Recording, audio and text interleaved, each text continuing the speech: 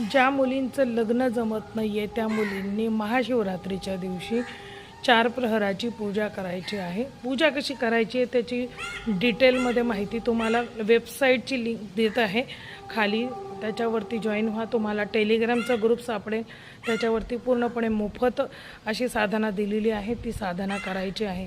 मात्र त्या दिवशी जे म्हणून ज्यांना सुख समृद्धी प्राप्ती पाहिजे, नोकरी लागायला हवी, लग्न व्हायला हवं, व्यवसाय चालायला हवा, घरामध्ये भांडणं नको व्हायला, अशांनी काय करा, महाशिवरात्रीचा उपवास तर असतोच.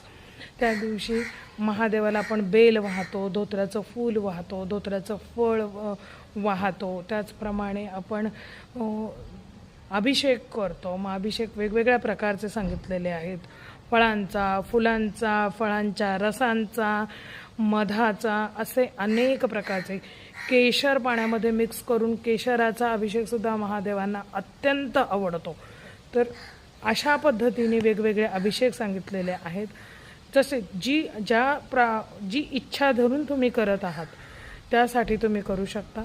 सर्वार्थ सिद्धी येतो आणि जगामध्ये शांतता पसरावी या येतो.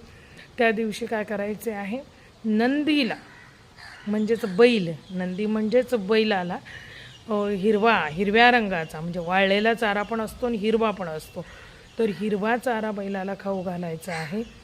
ज्या मुलींचं लग्न जमत नाही आहे त्यांनी संध्याकाळी बरोबर 3 सांजेच्या वेळेला जी 3ऱ्या प्रहराची जी आपण पूजा करतो त्यावेळेला मुलींनी कुंकुमार्चन जरी तुम्ही त्या दिवशी केलं पार्वतीला, किंवा नुसतं कुंकू अर्पण केलं 108 नावं देवीची घेऊन, तरीसुद्धा तुम्हाला लग्न जमण्यासाठी तात्काळ त्याचा रिझल्ट मिळतो. जरूर करावे. आणि महाशिवरात्रीच्या अखंड शुभेच्छा देते. योगायोग बघा ठरवून केलेला नाही आहे. योगायोग असा आहे की मला माहिती नाही आहे, ही सगळी त्या आई भवानीची इच्छा, मला माहीत नाही आहे. आज मला अचानक बुद्धी झाली की आपण आज गार्डनमध्ये बसूनच सगळे शॉर्ट्स बनवायचे आहेत. आणि योगायोग असा आहे की तुम्ही बघू शकता, हे माझ्या इथे वरती जे झाड आहे हे बेलाचं झाड आहे. मी तुम्हाला असं जवळून दाखवते. हे बघा, ह्याला 3 पानं आहेत. माझ्या हातामध्ये बेल आहे. म्हणजे योगायोगाने ही महादेवांनी म्हणजे त्या शिवशक्तींनी करून घेतलेली म्हणजे दिलेली प्रेरणा आहे, काही ठरवून केलेलं नाही आहे.